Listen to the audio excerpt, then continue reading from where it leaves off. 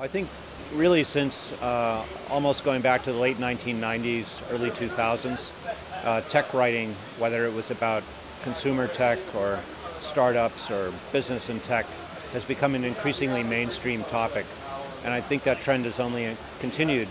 And we've reached a point today where Engadget, which used to be a product that was largely focused on people who are really a little obsessed with personal technology, has become a mainstream brand.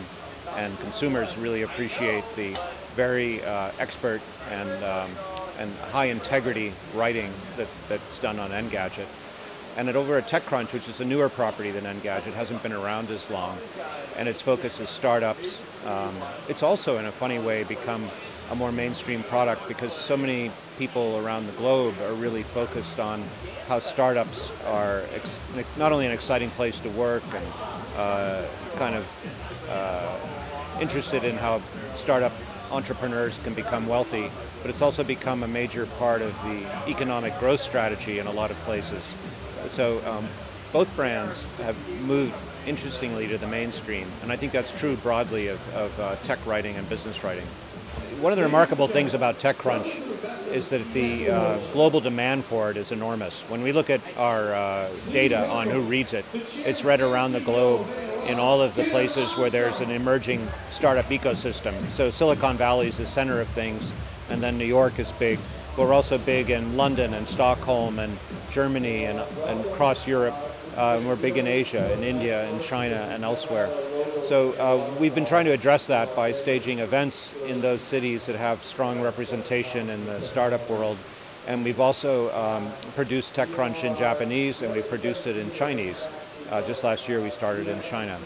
So tying that all together, because these are not isolated islands of activity in the startup world, they're actually quite tightly tied together. Israelis in Tel Aviv are spending an enormous amount of time in Silicon Valley, and Indians in Bangalore are interested in Beijing, but also in Silicon Valley. So there's this tremendous intercourse of startups and technologists moving around the globe, and TechCrunch can be sort of the information platform that helps make that all a lot easier for the entrepreneurs.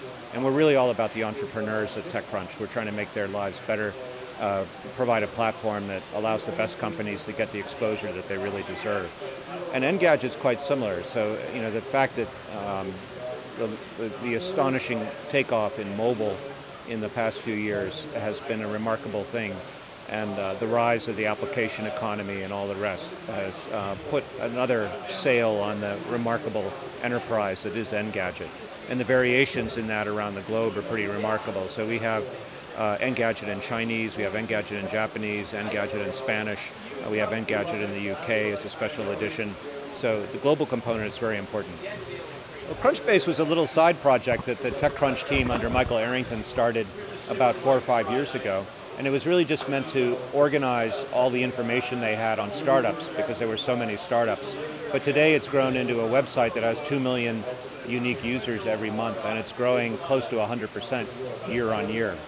And we're making a major investment in CrunchBase to improve the data so it's much more timely and much more comprehensive. And we've done partnerships with other data providers around the world, as well as with more than 600 venture capital firms to get all of their legacy data into CrunchBase and to get a steady river of new data from all of their new deals in. And at the same time, the crowd is also contributing an incredible amount of data. And in Q1 this year, CrunchBase will relaunch in a much more modern product experience, you might say. It'll be a little less like Wikipedia and a little bit more like 2014. CrunchBase will always be open, so because we have a Creative Commons license, we'll always allow people, just as they do today, to come in and dip into the data in the ways that they need.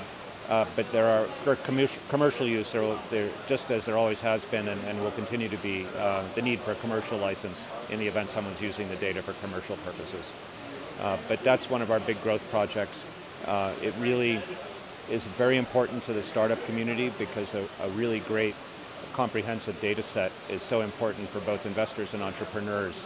And that's why we've gotten such great participation from the venture capital world, and so many firms have signed up to this venture capital program.